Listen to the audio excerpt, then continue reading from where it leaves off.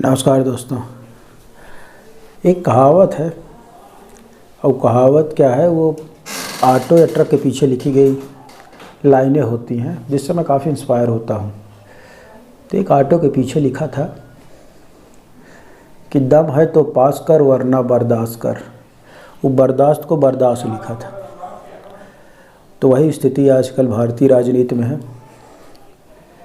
विपक्ष जो है, खासकर मुख्य विपक्षी दल कांग्रेस सहित वामपंथी दल हो, चाहे अन्य राजनीतिक पार्टियां हो, बहुजन समाज पार्टी, समाजवादी पार्टी, जनता दल, लालू यादव की राष्ट्रीय जनता दल यूनाइटेड हो, वो कहीं ना कहीं भाजपा का काट ढूंढ नहीं पा रही हैं और विपक्ष पूरी तरह अप्रासंगिक नज़र आ रहा है।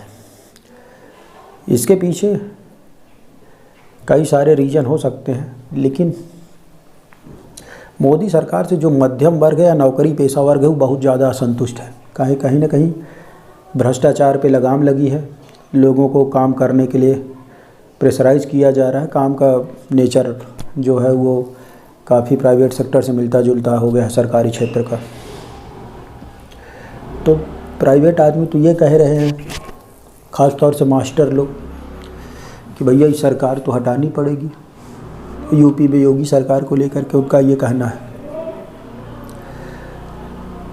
लेकिन मोदी जी हैं कि वो अपने स्टाइल में काम कर रहे हैं। उनसे जो सबसे ज़्यादा खुशी है वो समाज का निचला तबका खुश है, गांव का जो गरीब वर्ग है। दोस्तों, हम आज़ादी के बाद से ही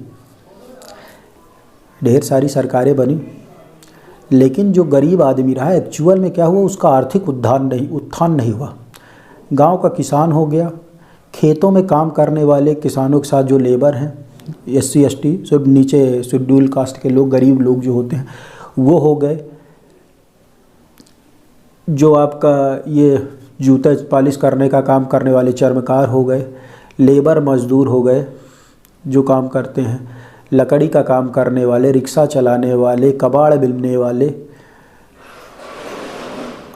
छोटे मोटे ठेला लगाने वाले, सब्जी का काम करने वाले, पेपर वगैरह बांटने वाले, अनऑर्गेनाइज सेक्टर में दुकानों में काम करने वाले, फैक्ट्रियों में डेली बेस पे काम करने वाले, हर शाहराहों पे लेबर चौराहे होते जहाँ पे सुबह ढेर सारे लेबर मजदूर आ जाते हैं, खड़े हो जाते हैं काम की तलाश में। इनके लिए आर्थिक उत्थान के लिए कभी कोई व्यवस्था नहीं हुई। तो इस सरकार ने क्या किया है कि अभी श्रम एवं रोजगार मंत्रालय ने अपना एक ई-श्रम पोर्टल बनाया है, जिसमें अनऑर्गेनाइज सेक्टर के जितने भी लेबर मजदूर हैं उनका उसमें रजिस्ट्रेशन किया जा रहा है। और उसके साथ लिखा जा रहा है कि भैया आप उनका नाम, पता, एड्रेस और उनका एक यूनिवर्सल ID नंबर बनाया जा रहा है।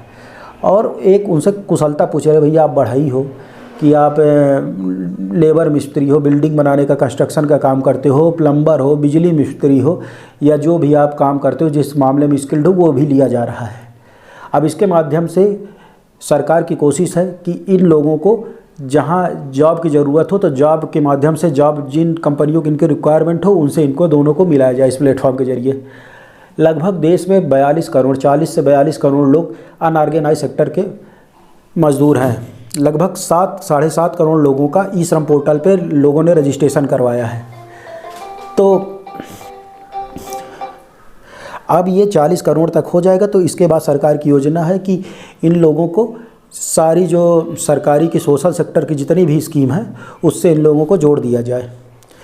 तो अनऑर्गेनाइज सेक्टर के लोगों के लिए जो भी सरकारी योजना है, चाहे वह प्रधानमंत्री आवास योजना हो, ग्रामीण हो या शहरी हो, या उनको मनरेगा द्वारा रोज़गार देने का प्रक्रिया हो, या उनको फूड सिक्योरिटी एक्ट के तहत सस्ता अनाज देने का प्रक्रिया हो, या डायरेक्ट बेनिफिट ट्रांसफ़र देना हो, यूरिया वगैरह की सब्सिडी डायरेक्ट अकाउंट में डालना हो, या इनका जो है इसी के तहत ई-श्रम पोर्टल पे इनका एक बीमा होगा, जिसमें अनऑर्गेनाइज सेक्टर का कोई भी मजदूर होगा जो ई-श्रम पोर्टल पर रजिस्टर्ड होगा, उसकी आकस्मिक मृत्यु हो जाती है तो उसको 2 लाख रुपए इमीडिएट दिया जाएगा, या उसका परमानेंट विकलांगता या गंभीर तरीके से वो चोटिल हो जाता है तो उसको 1 लाख रुपए सरकार देगी अपनी तरफ से इंश्योर करके यूनिवर्सल ID के थ्रू।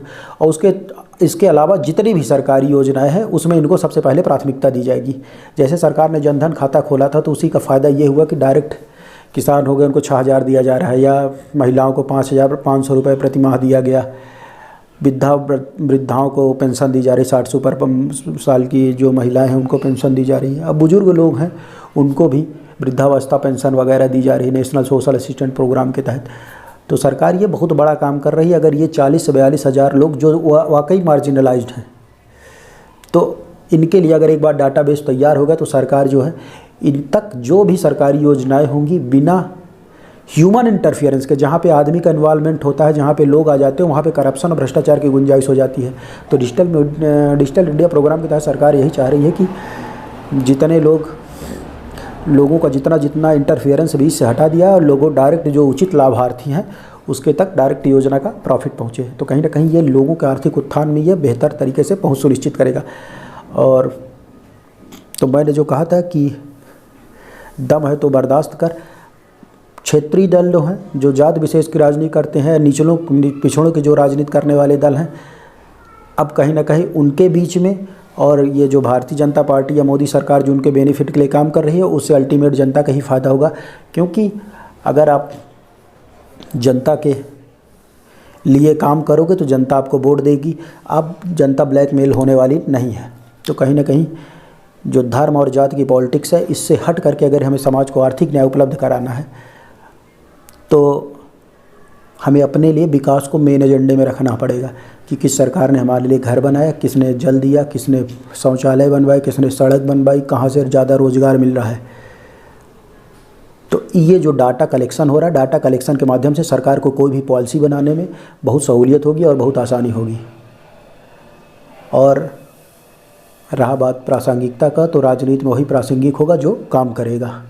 तो मेरा मानना है कि जो निचले और गरीब तबके हैं उन्हीं के लिए ई श्रम योगी मानधन योजना, एक पेंशन योजना भी चलाई गई है। तो एक तरफ तो सोशल सिक्योरिटी स्कीम के द्वारा उनको रोज़गार दिया जाएगा, दूसरा उनके लिए पेंशन की भी व्यवस्था कर दी गई। तो कहीं ना कहीं उनका जीवन जो होगा आसान होगा। तो आदमी शुरू से लेकर के अंत तक इनके जीवन में बदलाव करने के लिए सरकार ने जो योजना बनाई है, मुझे लगता है कि इनके लिए एक बड़ा उपहार होगा देश में आर्थिक न्याय सुनिश्चित करने के लिए। Thank you very much.